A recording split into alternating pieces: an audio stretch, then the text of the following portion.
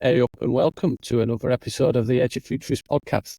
Nick Ben's opening line dinner. Had to do it. Had to do it. It is the northern thing to be done. And just before we dive in, always tell a story, don't we? I sent Ben a photo. I was parked up. Not one of them photos, don't worry, everybody. Yeah, it was an appropriate one, don't worry. Of me parked up behind a car, and its number plate was AO. Yes, me and yes, Ben it was. always talked about it, so I was like, what a wonderful number plate. It was on a random car, because I'm guessing that's in Yorkshire, that's a pretty pricey number plate, but yeah, we are excited for today. We have two-time champion. Yeah, it's not Anthony Joshua, it's not a boxer, potentially does a bit of boxing, trains on the side, and trains pretty hard, but it's wonderful to be joined by Gemma Gwilliam today. Gemma, do you want to introduce yourself a little bit, please? Yeah, I mean, thank you for that. Two awards from a really great group called the Edufuturists. Don't know if you've heard of them, you know. Yeah, so I have to say that apparently. They are. Yeah, not quite Oasis though. So yeah, Gemma Gwilliam. So I am the head of digital learning, education, and innovation. A bit like an HDMI, but we swap the letters around. For the city of Portsmouth. So my role's a bit weird because I'm the only person in the UK doing this at the moment, and I don't really have a home as such. Well, obviously the one that I'm in, but it's a case of I get to support all 62 schools on that little Portsea island, and it's very much about how we're using technology to enhance teaching and learning, reduce workload, support accessibility, inclusion, and narrow the digital divide. So that's kind of a bit of where I'm at. I've only been doing it for 2 years. I think you've dumbed that down. So let's unpick that. Let's pick that. We'll go through a journey in a second in terms of how did you get to that point. Yeah. But you said quite a few different acronyms and words. I thought education was a word for it, but I think business is pretty bad. So you talked about let's narrow that focus. Education. Steve, just stop there before you go any further. I've spoken at police conferences last week. Is that bad as well? That is 100% the worst. 100%. Well, I'm not being funny, but they created the alphabet. I can't remember them when people ask you to recite them, to explain it on the phone now. That's the police's fault. That one. Yeah. Do you know what? Oh, sorry, I did say to my brain not to go off track. And one of the things, I'm better doing my alphabet backwards than forwards. Totally irrelevant, but I find it easier doing my alphabet back to front as opposed to ABC. Anyway, I just struggle with counting letters. Ben has to proofread my essay 15 times a week. So literally, good job there's no numbers in there. Dyspraxia, dyslexia, probably the lot, to be fair. It might be a little bit off the cuff, a little bit here, there and everywhere. People will probably say, that's just us. It is probably just me and Ben. But adding to the mix the fact that in the last 12 months, Ben was diagnosed with ADHD. Me and Ben had a conversation. I've probably felt it for a long time. And then I think it was in preparation for the Edufuturists, Ben. We were sitting there one day and I had a million things probably just whizzing through my mind. And I just went, you know what, Ben? And Ben went, do you want my opinion? And I was like, yes, please. And it was like, if I've got it, you've got it. Or something like that around that line. And then Gemma, I believe that you're going through the process of assessment as well. So yeah, we just want to put that marker down to explain, stay with us. It will go here, there and everywhere. But we will always come back to what we feel is the appropriate bit of it. So innovation, education, did you say transformation with them? Yeah. So those three different things are often used as buzzwords. I don't think so in terms of your context. One person, 62 schools, one city. Wow. 30,000 children. 30,000 children. So I remember a job much smaller than that, where it was 11 campuses, 37,000 kids that are much older, and probably maybe a staff body of 2.5, which is around a similar ilk. Maybe yours might be higher based on the student to staff ratio, probably primary and secondary might be a little bit higher than that. It's a massive task, that. what does that look like day in, day out? Maybe walk us through, maybe not a day, because I don't think that gives context. Maybe walk us through, not so much detail, you telling us, I have this, I have a coffee, basically you just run on You're coffee. What does a week, what does a diary look like in that job? What is the job? I mean, I do think I'm like one of the luckiest people in the world to have this job. Let's go from this week actually. So we're on Wednesday, aren't we? So Monday was so much fun. So Monday, I started the day by running a workshop for our senior leaders on revolutionise your senior leadership with the use of AI. And I had over 40 leaders from our schools coming in, and I was basically doing the really fun, exciting stuff around data and privacy and ethics around AI. And then just truly showing them how we've got a motto in the city of it's got to be the right tool for the right activity, the right outcome for you or the child in that moment in time. So it's not all the shiny, don't want it to be like an interactive whiteboard. It's got to be purposeful. It's got to be the reasoning, the rationale and the research behind it. So that's 40, I think I had about school and mixed with trust. So on that island of the 62 schools, we've got 14 different multi-academy trusts. So they've all got their own me's in the trust, yet they're all working together on the island for that. So I had all these schools, and then we would just play. I like Darren White's word, learn along, comparing only the free tools that are available, so like ChatGPT, Gemini, and Copilot, because actually it's very much about how we use them. And I've been running an AI program on actually for different types of groups of people. So we did one for writing, one for reading, one for maths, this is SLT. So we ran that Monday morning. Then I gave them a working lunch because apparently I'm quite good at hosting. And whenever I say to people, oh, there's an optional working lunch, and they're like, oh, are you getting catering in from Baffled? So then they come, which is always like, everything's local. So I had that. And then I delivered Ofsted training for computing curriculum to a school. And then I did a digital strategy meeting.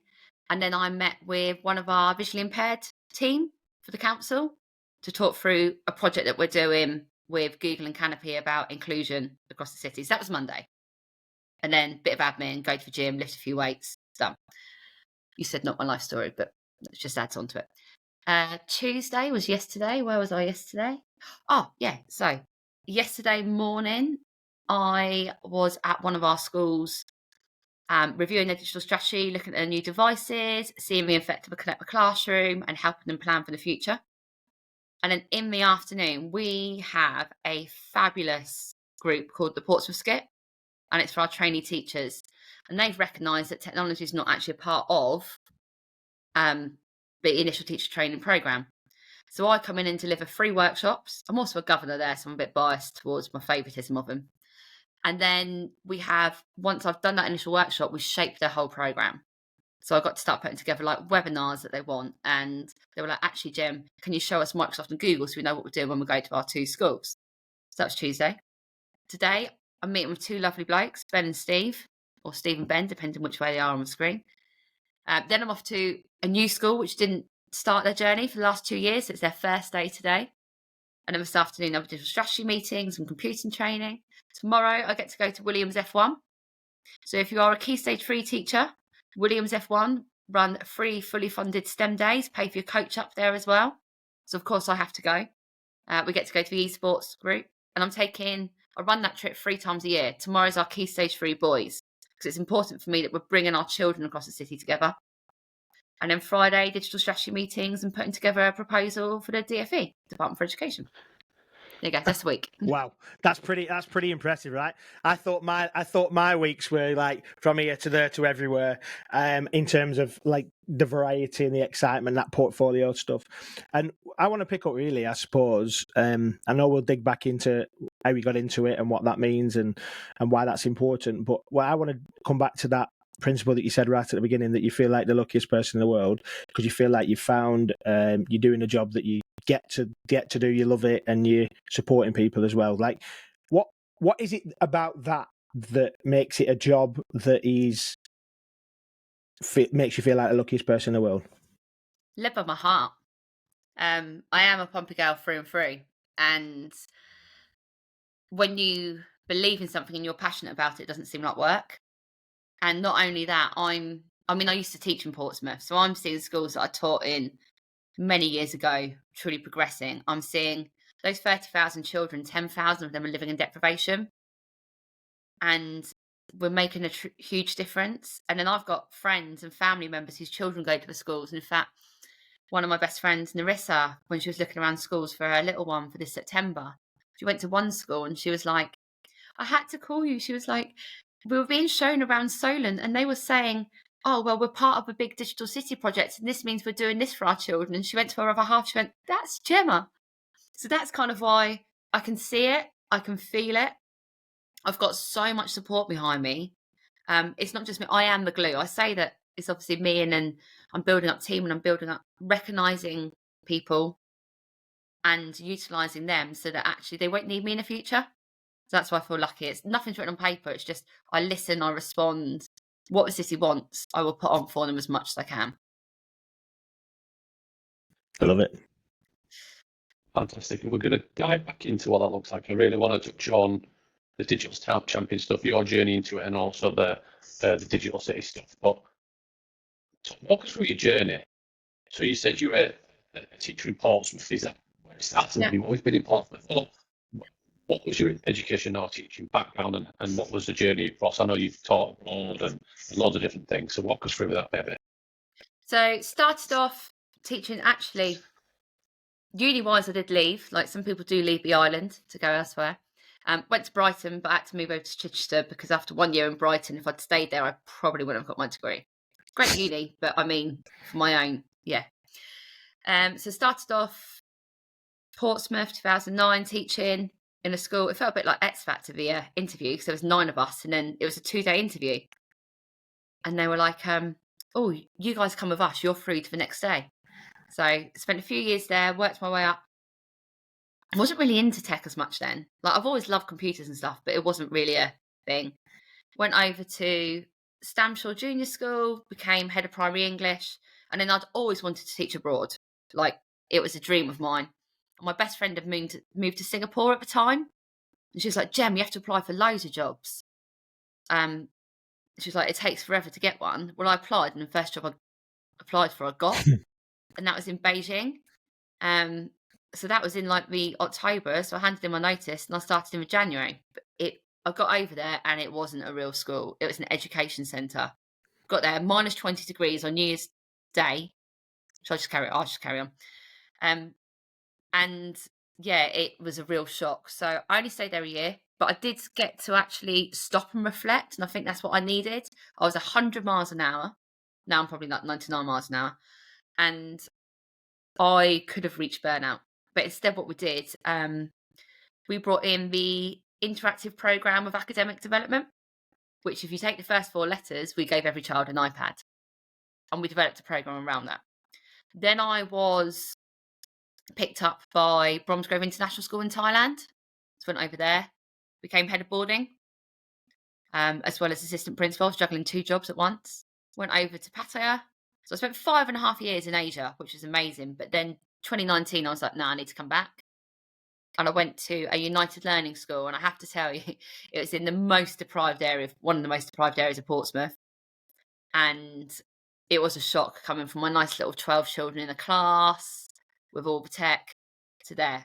I said this to my trainees yesterday. Teaching has always been a passion of mine. But I had an observation in October 2020, which all just went. And I was so focused on what the person observing me was doing because that's what I was thinking. What do they want to see? So in my head, I'm thinking, what do they want to see? And I was like, I've got to remember the Rosenstein principles. I've got to remember Kagan. I've got to remember all of this stuff. So when I got the feedback, they were like, "Oh, well, you didn't do this." And I was like, "Oh, thank you so much for your feedback. I'm going to fully take it on board." And she didn't know me, and she's like, "I sound really sarcastic with that. Do you mean it?" And then I was like, do you know what, actually, if this is how I'm coming across to people, I don't want to be like that. And that was the Friday. I handed my notice in on the Monday with no job to go to. I was like, actually, for the children, if I can't give them what they need, I'm going to walk away and take a break. Don't know what it's going to be. That night, got an email from a central office team at United Learning saying, have you seen this job that's come out for an educational technologist? They interviewed me in October half term. I got given it and started there in January 21. So that's kind of how I got into the EdTech bit. I took that huge risk. I could have actually gone completely rocketed down. But I was like, no, I need to do what's best for me, what's best for the children. And that's kind of been the pivotal moments in my career when I'm learning to be more reflective. And I had a life coach that helped that as well. But yeah, and then the EdTech demo program come. Nice. Started working with Portsmouth.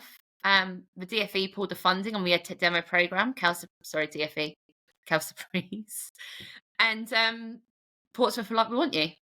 So September 22, I took over from Natalie Shepherd the Digital City project. And since then, it's just gone boom. Wow. So yeah, lots of learnings. Yeah, it's cool. It's very, very interesting in this space right now where you are. I think listening to that as a journey, what comes out as a thread, and there's loads and loads of threads in it, but what comes out as a real thread for me, based on what the stuff you're doing now, the stuff you were doing in Thailand and in Beijing, the stuff that you did as part of United Learning and all that space. Interestingly, the phrase that you used was about doing the right things for the children, and like the iPad conversation, the stuff that you were talking about, your friend who's looking for a school, what we're trying to do in the Digital City project is about trying to do the right thing for each child. And that conversation around technology being a enabler in that space, we talk about that in our trends book, as you know, but that idea that technology is not a one size fits all, it has to be about the right thing for that child. That must come from somewhere, right? Is that because where does that come from in you? Maybe is that an innate thing? Is it a taught thing? Is it an environment thing? Where would you say that comes from? It's multiple. So one, from an accessibility perspective, actually it could be such a powerful tool for our children from a communication perspective, from them being able to, why am I sitting there and handwriting something when I could speak into my computer and it would do it for me? Why do I have to try and bounce around trying to read a text? And I know everyone's like, Gem, you read from left to right. Or like if I'm given a planning format, I don't know what box to fill in first. But actually, if I put it into immersive reader or have it can read back to me, I can process it, I can turn it into an audio. Thinking about actually that collaboration element, being able to borrow ideas from people, just that ability to be creative. The communication bit is definitely the one. I've got a friend whose daughter's nonverbal, and she absolutely loves her iPad and being able to use, I can't remember what the program is, on there to communicate.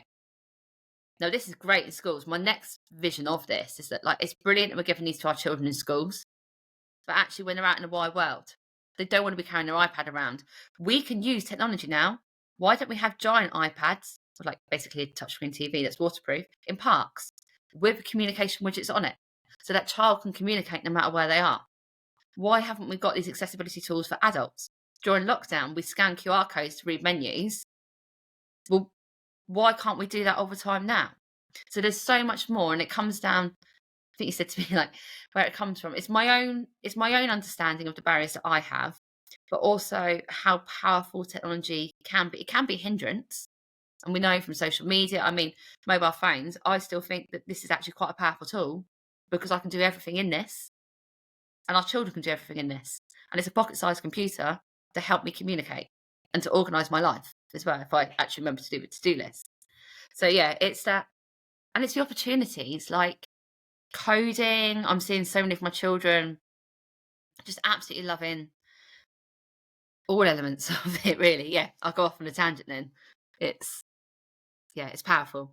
Don't apologize going off on that, because this is it, right? I see, like, you can see really clearly your passion in this space. You see that you do care about it. Yes, it has a personal story for you, like it has for most of us. Actually, the craziness of this is that we don't treat our kids the same. Like, I have two kids, and their personality types are really, really different. You can't treat them the same. We don't treat we don't want to be treated the same when we go into a restaurant or when we go into, like, yes, we want to some size. I think you go to McDonald's, if you're going to get a burger, you want that burger to be the same each time, right?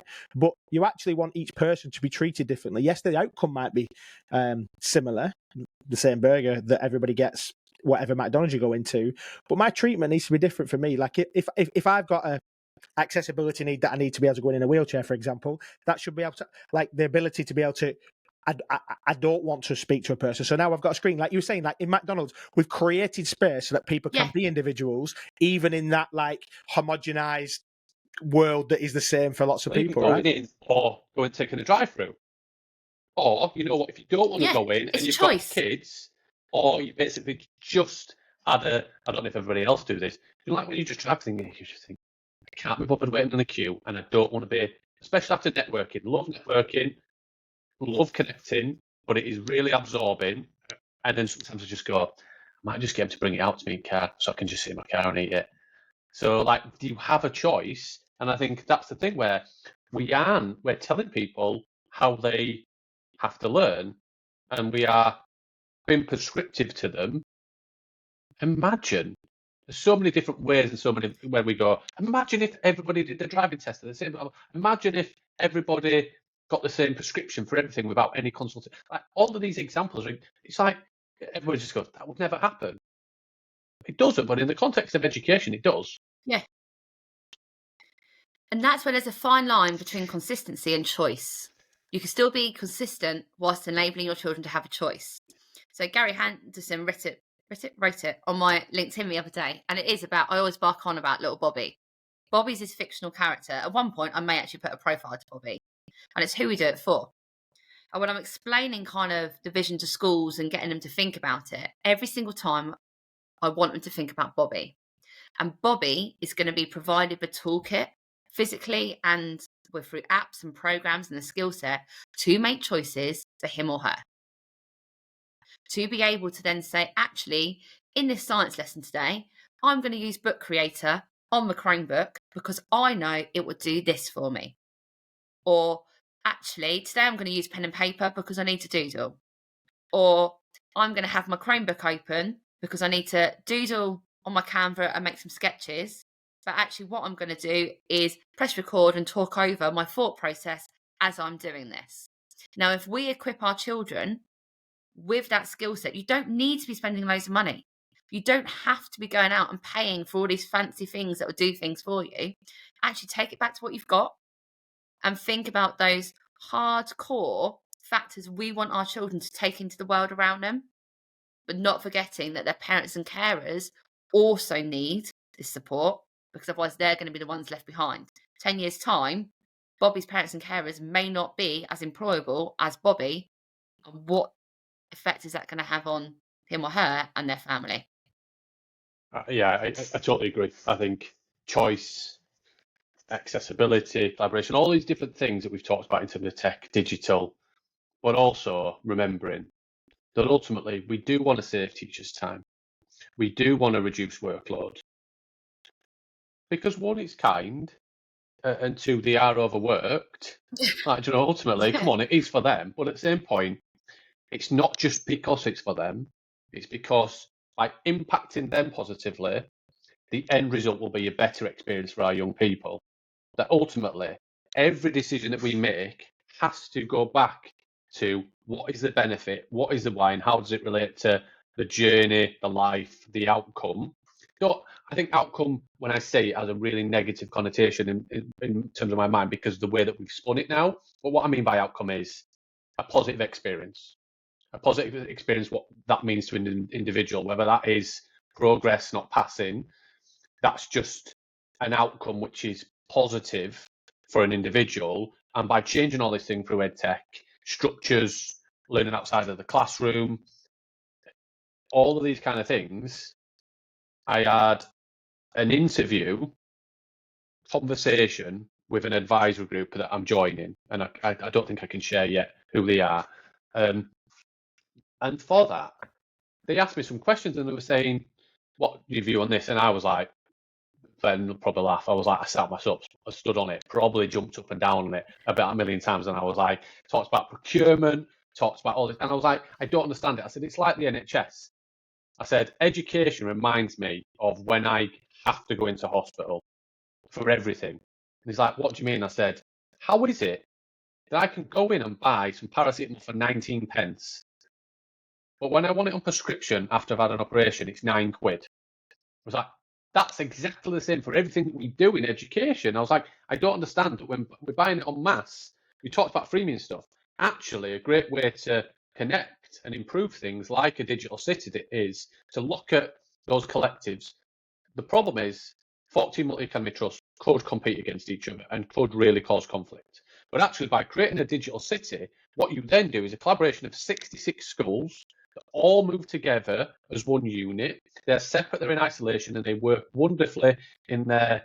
Me and Ben wrote an article in regards to rainforest approach rather than cultivated crop. But by doing that and saying the few rules are that everybody buys through a collective bit, not what you have to buy, how you buy it, because then what that does is you're always buying it en masse, and it looks like you're buying it en masse from a big organisation rather than a primary school that'll really be stung for that £9 paracetamol where somebody else is getting it for 19 pence. Like, is that something that the digital city is helping towards, or something that you're hoping to drive it towards, I guess? And do you know what? That's a good question, because this is one of the things that came up at the end of last year. So the first year was all about actually getting the buy-in. Then we were fortunate enough, because we're a priority education investment area, that all of our schools have had Connect Classroom. So we've all got the infrastructure. Then we were looking at actually what devices we've got in schools. And those lovely DFE devices, we're Chrome flexing them to make them fit for purpose. But people are now on their refresh plans. And because historically, and I know this happens elsewhere, it's always been teachers and school staff have walked into school and worked with the tech that they've got. In our city now, we're not all there, but we're nearly there. The digital leads are saying to the tech teams and working with them, actually, we want this tech because X, Y, Z.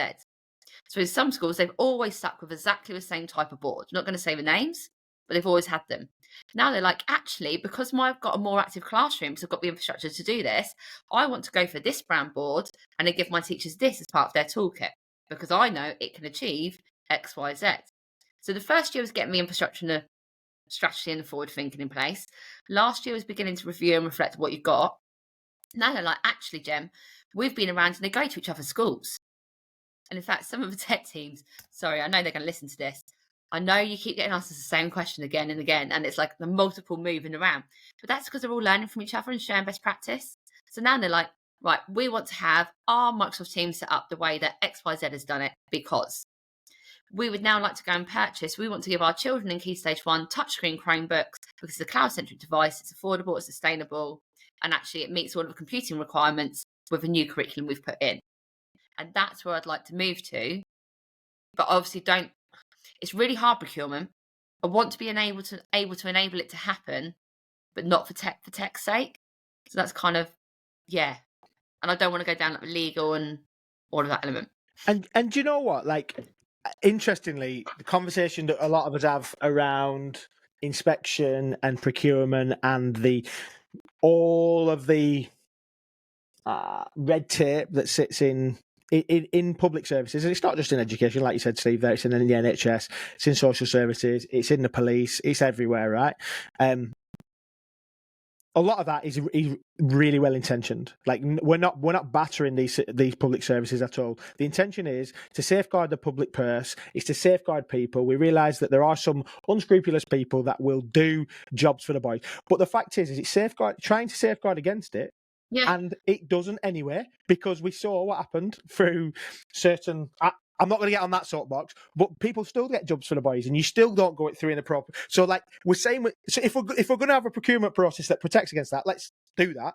Or we're going to have a anyway. And interestingly, in that, it's the people that lose out in the end, as both of you have said, are the end users, are the young people who don't have the right tech in the space, or they might have. I remember. Be careful how I say this. I remember an organisation that I'm aware of. I'll call it that way rather than what my awareness was. And they spent an absolute fortune on a certain type of kit, and it was top end. Every student got it, well good. And then they tried to start using them in class, and they had no wireless access points. And I'm like, none. in a certain part of the building.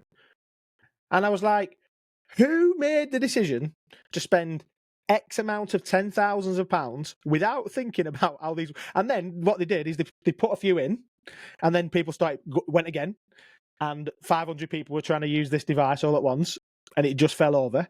And you're thinking, like, it's that considered space, right? And all of this is about the consideration. And where's the strategic concept? Where's the strategic working in this? And I think, interestingly, what I'm seeing in the work that you're doing in Portsmouth is you've got a big group of schools, a huge amount of teachers, a huge amount of staff, and you're trying to think through a strategic plan. And by strategy, we're thinking, yes, it is about X, Y, and Z in a plan, but then actually underpinning all that, I feel like I'm just revisiting all these things, these trends booklets. It's underpinned by a culture that says the right tool for the right job that's going to have the right outcome for each individual student, with a strong strategy that comes from that. Is that about right?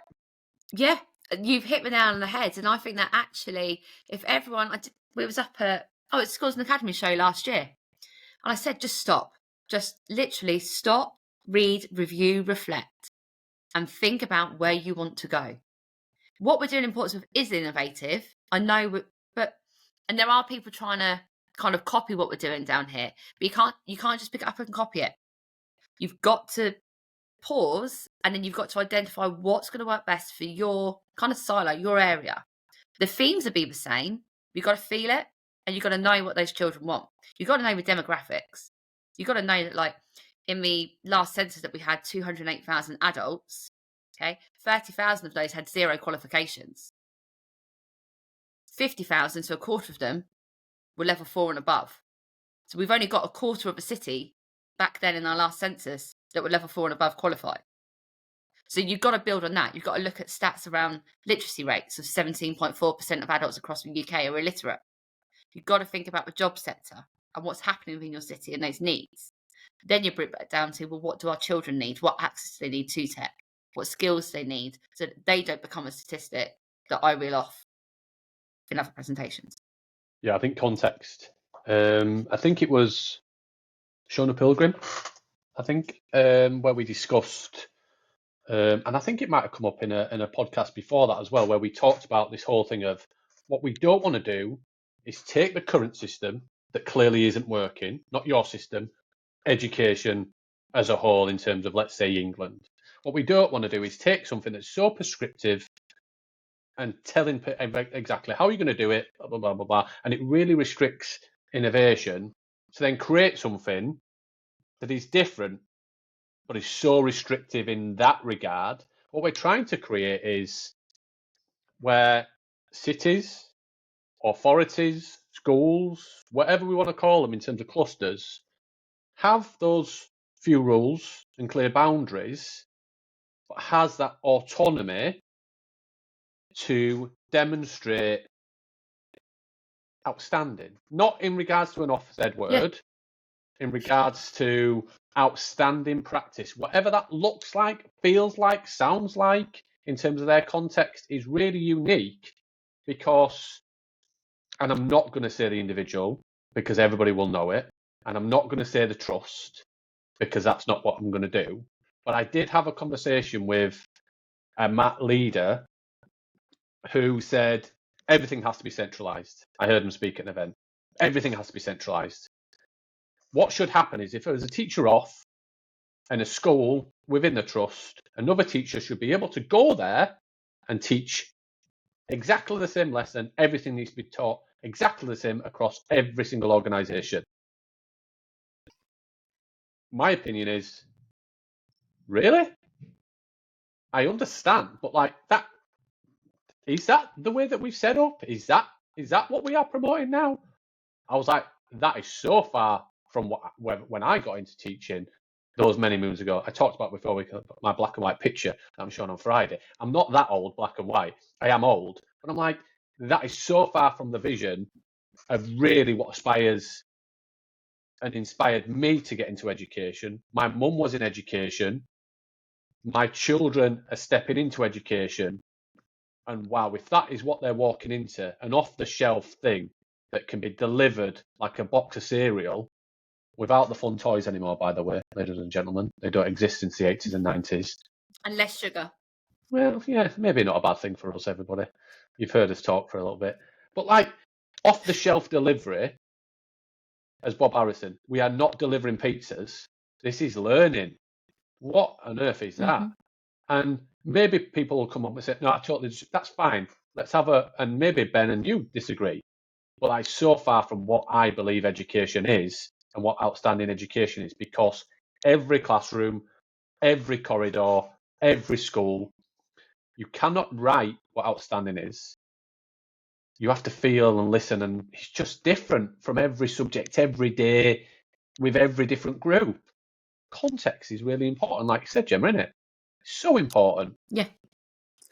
Yeah, interesting. And just to jump in before you, because I know you'll have loads to say on that, I think, like, interesting is that in the UK, in England, most people will be aware now that single word judgments from Ofsted have gone, like with immediate effect, which is absolutely music to most of our ears because of the kind of pressure it puts on, and almost like you can judge a school or a college or a provision as outstanding, one word, or as requires improvement, one word. Like, I always thought it was really funny that the phrase requires improvement was brought in to replace satisfactory, and then made me think, surely every single one of these organisations requires improvement, because if it doesn't, it's not a learning organisation. But that's a whole different conversation. But the fact that they've removed those single phrase judgments is a really good move. We bash Ofsted, we bash that concept of inspectorate.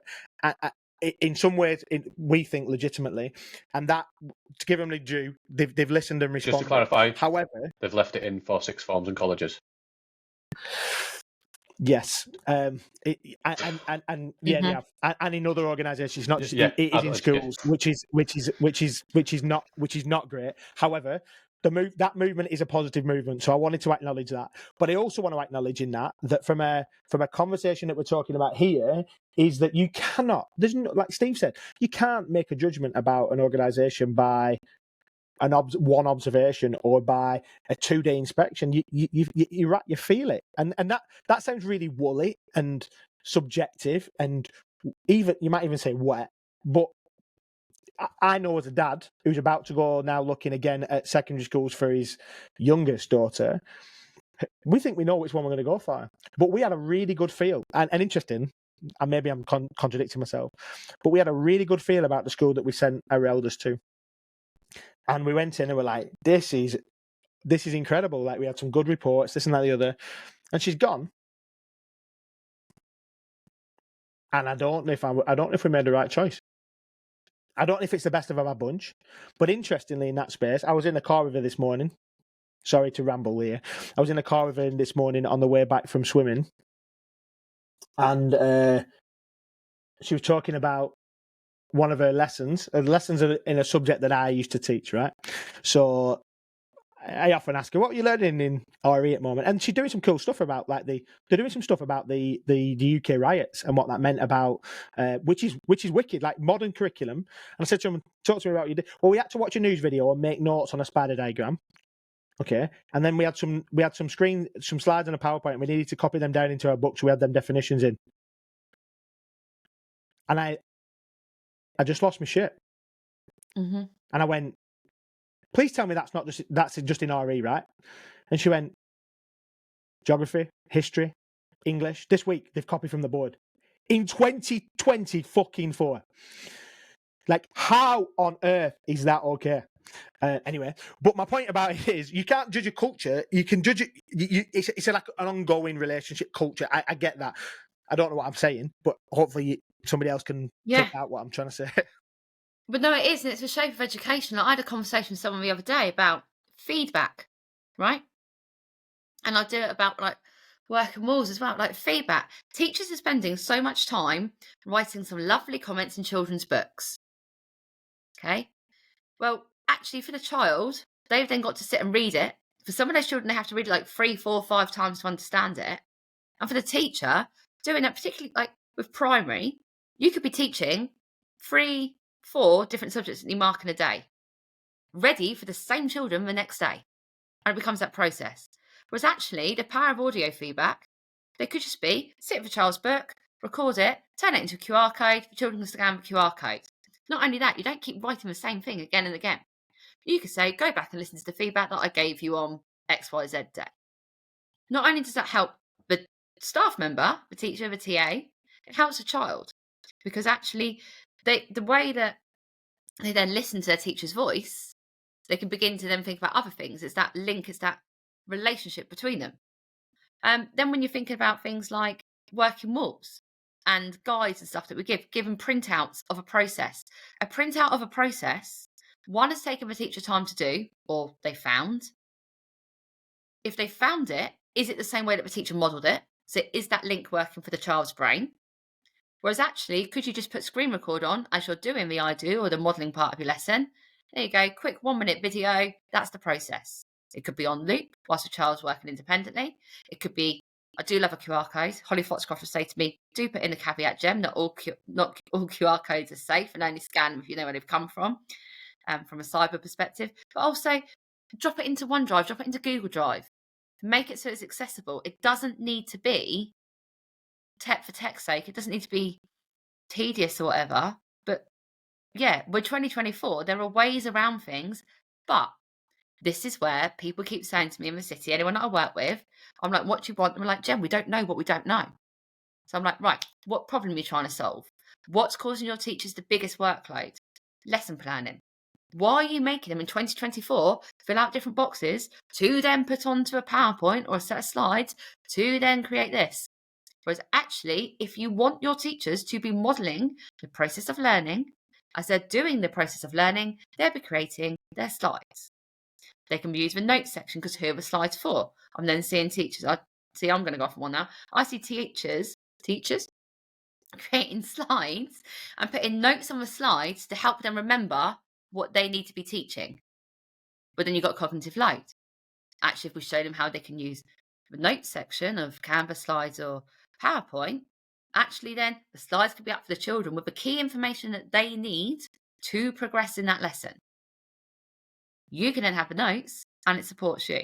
But it's actually, the city, the city are lucky to have me. If you said this to me like a year ago, I still wouldn't see it, but they are, because I'm pulling them together and learning from it. And we need to have, it's that education, bringing it back to teacher trainers, trainee teachers. How do we provide that toolkit so that everyone has the same equal starting point? So just on that bit then, and I'm conscious of time as well, but probably the last theme and bit that I want to discuss is right at the beginning you talked about making yourself, I don't think you used the word redundant. I've used that on not in terms of you, Gemma, by the way, in terms of you're getting redundant. I'm going to make you redundant. I'm not your employer. But ultimately, for when I was in all my roles, really, I've always said to my team, my job is to make myself redundant. That doesn't mean that I get sacked or anything like that. What it means is that ultimately, the role that I was in either changes and evolves to something else because there's a structure behind it. You mentioned at the beginning in terms of trying to create a structure behind you. There's a lady who is, I don't know whether it's because just the algorithm, might be on LinkedIn, Nikki, I think she's called.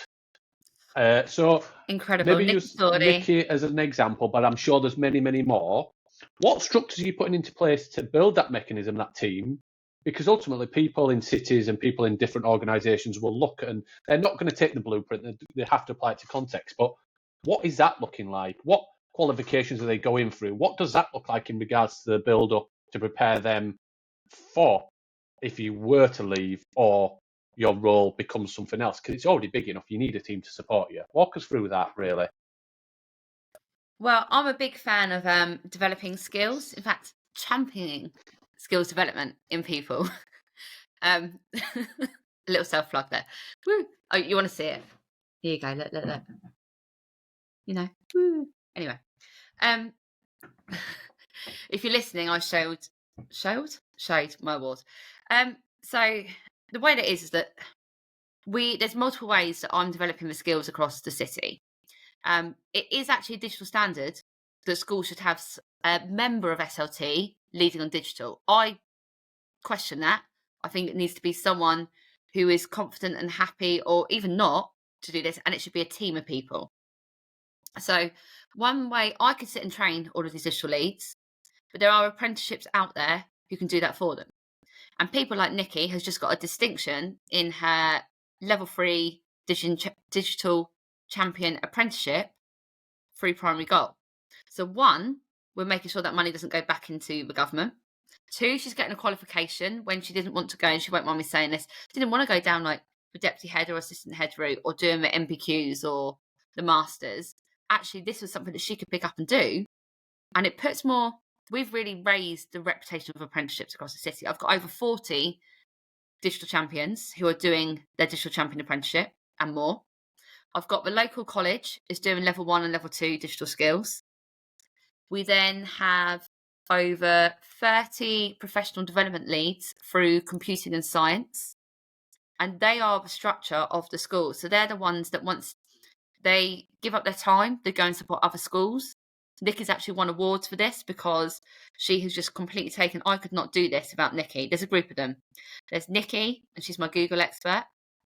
I've then got Amy, who's my Microsoft expert. I've got Emma, who's my SEND and inclusion. I've got Scott, who does my literacy and my AI, as well as Lewis. I've got some of my secondary leads. I've got Laura, who's very much a Google and an early years and showing actually technology starts from here. So for me, I'm very much, as you can probably tell, a people person. And I like learning about people, and I believe in them, and I will do whatever I can to support them, and I recognise their potential. And that's how the team's grown. So if someone says to me, Gem, I really want to go and see the use of Clicker to improve outcomes in writing for our year 5 boys to prepare them for their year 6 SATs. So I say, go to this school, speak to this person. And that's happening at all layers. I've got people when they're talking about their MIS systems, what's the most effective way for this? When they're doing their shift to the cloud, when they're looking at refresh plans. So one of our AP schools are looking at, actually they have some Chromebooks, but they're not necessarily great for the children within one part of the provision. So then they're going and looking, well, what is going to be best? So it's very much about, I think if you're looking to build this, even start with your school, recognise that you've got someone from all different sectors that can be the voice, different parts of your school, your organisation. Then start thinking about, well, what skills do they need? Some of the skills will be technical. Some of the skills, actually, I do it from a coaching and mentoring perspective. And then people sit in and they watch me deliver a digital strategy meeting and they go ahead and deliver it. So I'm putting that level of expertise in there and kind of giving them the structure from my MBA, from my teaching, from me being a leader, and just giving them the full package of what they need, because I don't think they need me. They're like, Jem, you can't leave us. I will leave them at some point. They don't need me. They are working together. They are running it.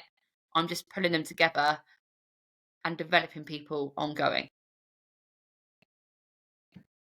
And it's clear to see, right? Like you've built a team, like you know them, you know what they're doing. People love it. People are talking about it. You, as an organisation, won that more innovative project because actually the innovation there is powerful. Then you, as an individual, are developing skills and in others as well.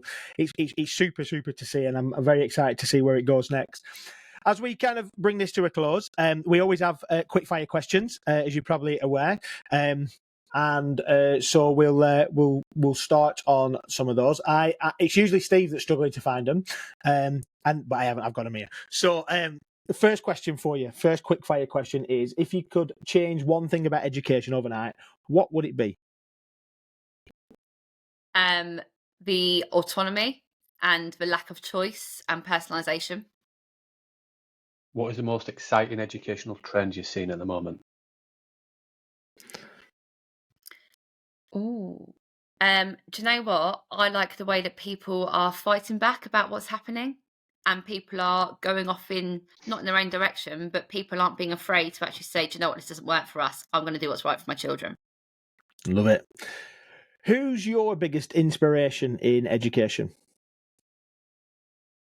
Oh gosh. Oh, there's so many.